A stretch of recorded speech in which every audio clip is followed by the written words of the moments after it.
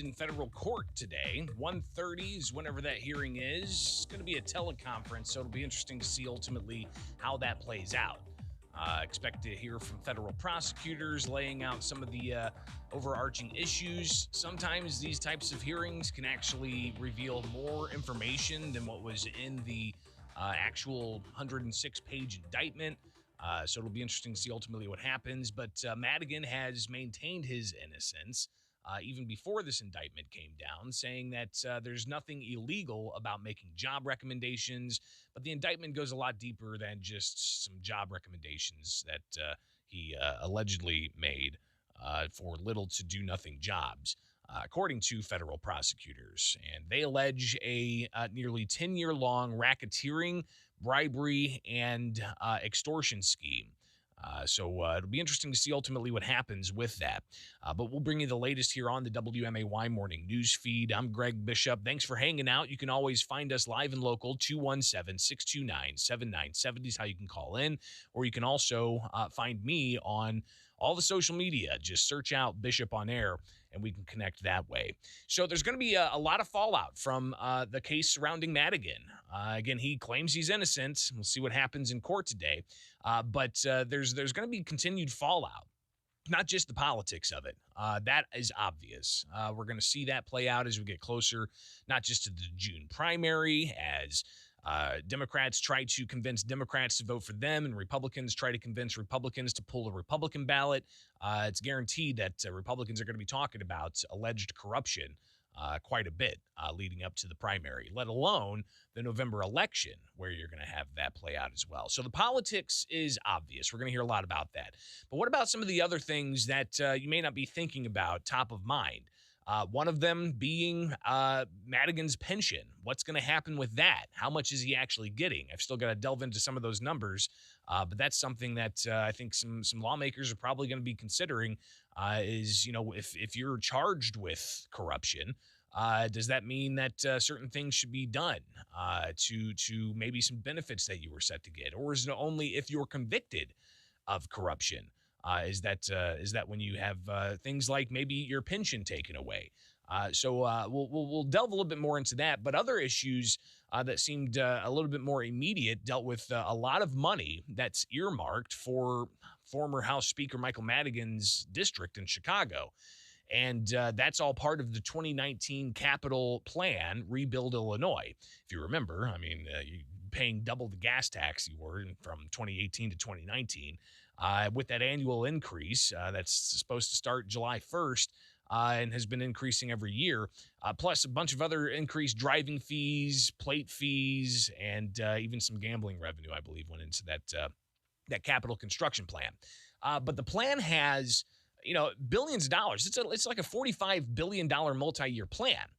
But there were some what are called member initiatives where members of the General Assembly have various projects in their districts that they wanted to have paid for by this particular program. So they line those up.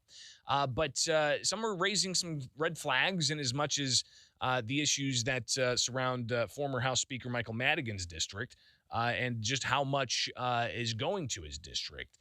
So state lawmakers, several of them, put a letter together, sent it to Governor J.B. Pritzker, requesting that he freeze any unreleased funds that are associated with projects in former Speaker Michael Madigan's district. So Madigan, of course, indicted on 22 counts. I talked with State Representative Ann Williams yesterday at the Capitol to get a better understanding of what they're looking for here and what some of their concerns are. And she laid out those concerns for me when talking about the amount of dollars that are going to former House Speaker Michael Madigan's districts. What we'd like to see is a review of the capital projects that are specifically tied to former Speaker Madigan. In the wake of the sweeping indictment we saw last week, it calls into question whether those projects were really developed and advanced in the best interest of the taxpayers or whether they're the result of insider relationships and deals. Just a quick look at the projects. I'm not familiar with them. There's one that sticks out in particular, and that's a $98 million appropriation for a sound treatment on the train tracks behind 3 hotels that happen to be owned by clients of former Speaker Madigan's. That in particular raises concerns. What we're asking for simply another layer of review on the projects. I know there's some schools involved that sound like they might be doing good work and happy to move forward with appropriations if they're appropriate and pass muster, but that one kind of sticks out with a red flag, and I think another layer of review is appropriate. We have the ability as legislators to determine what the critical infrastructure needs are in each of our communities. So I'm not exactly sure what the process would look like, but we just wanted to slow down the expenditure of taxpayer monies to make sure that we have thoroughly vetted the projects and ensure that they're in the best interest of Illinois residents. So again, that's Chicago Democratic State Representative Ann Williams, one of 19 Democrats in the Illinois House that ultimately broke away from Madigan in early 2021 to lead to getting enough votes to support a different person to lead the chamber. Of course, Madigan was Speaker for all but 2 years, since 1983 to 2021, and he faces that 22 count indictment. So ultimately, the governor did get the letter, and yesterday his office announced that he, well, didn't announce, but told various other members of the media, even though I did ask and didn't get a response, but it was revealed, even the Better Government Association getting that response saying that the governor is going to freeze these dollars and do the appropriate review. Wouldn't necessarily give much detail other than that, but seems that there is going to be a continued review of these dollars. So again, Madigan's going to be in court by phone today to answer to that 22 count indictment from federal prosecutors. We have a couple of other things going on in courts. Of course, Jesse Smollett, the actor in Chicago who in 2019 is convicted of making up a hate crime and giving a false report to police. He was found guilty in December, and he actually faces sentencing today in Chicago court.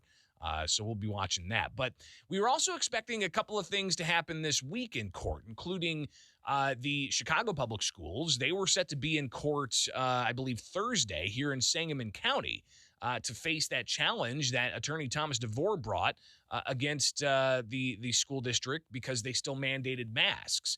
Well, they announced this week that they're going mask optional, despite the Chicago Teachers Union demanding that they keep the masks on teachers and kids, while every other school district across the state has gone mask optional. And the governor has said, hey, school districts can go back to normal.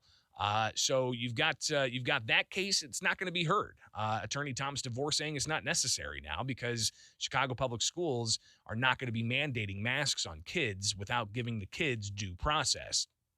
Something else that was expected to be in court this week today was the case that State Representative Blaine Wilhauer brought against House Speaker Emanuel Chris Welch over being ejected from the State House day after day after day. Now, Wilhauer was one of several state lawmakers that have been ejected from the state House of Representatives just in the past 2 weeks or so. They would take vote after vote, day after day, and eject these members. Ultimately, Wilhauer one time sat there and his switch was turned off and he wasn't allowed to vote. Same thing happened a few days before for State Representative Tony McCombie. And if you recall, even back in 2021, when the House was at the Bank of Springfield Center at the peak of the pandemic, you had at that time State Representative Darren Bailey ejected from the House for not wearing a mask. He's now a state senator and he's running for governor, but you had all of that drama over the past 2 years. Well, how things have changed. Yesterday, the House, they went ahead and decided, despite House Democrats voting to eject members out of the chamber just last week, they went ahead and moved forward with changing their House rules to allow for masks to be optional. And here's how some of that played out with State House Speaker Emanuel Chris Welch, followed by State Representative Blaine Wilhauer. And Wilhauer making a pretty targeted statement here. Next week will mark 2 years from the first executive order shutting things down. We've come a long way. We're opening back up. We're moving forward in a very positive direction. And we're doing it together, respecting the rules of this House. I want us all to remember the progress we've made to get to where we are, but I also want us to remember that masks are still recommended for the health and safety of everyone in this chamber. Maybe we'll get around to it, making sure that we put real anti-corruption safeguards in place to ensure that corrupt politicians like Michael Madigan don't use their public position to run a criminal enterprise here. We're real good at taking meaningless votes over the past couple of weeks on mask theater, but we're either too weak or too compromised to tackle the epidemic of public corruption that has engulfed this place, that's engulfed this whole state, and has kept us from doing the work of the people. So again, that was State Representative Blaine Wilhour. Before that, the House Speaker, Emanuel Chris Welch. And the vote came down nearly unanimous. Only one person voted against it, I believe, and that was Letitia Collins from Chicago, the woman who brought the measure multiple times in the past few weeks to eject Wilhour and others for not wearing a face covering. So I reached out after that vote happened and asked Attorney Thomas DeVore what that means for the case that he has against the House Speaker for requiring masks without giving due process. And the argument was that you can't hide public health issues like quarantine issues, including masks, behind decorum rules. That was the argument they were going to bring in Sangamon County, but now that's not necessary, DeVore said. He said that he's pleased to hear Democrats passed a resolution withdrawing their unlawful mask policy. While the chamber can adopt rules of decorum, this does not include the discretion to adopt public health policy.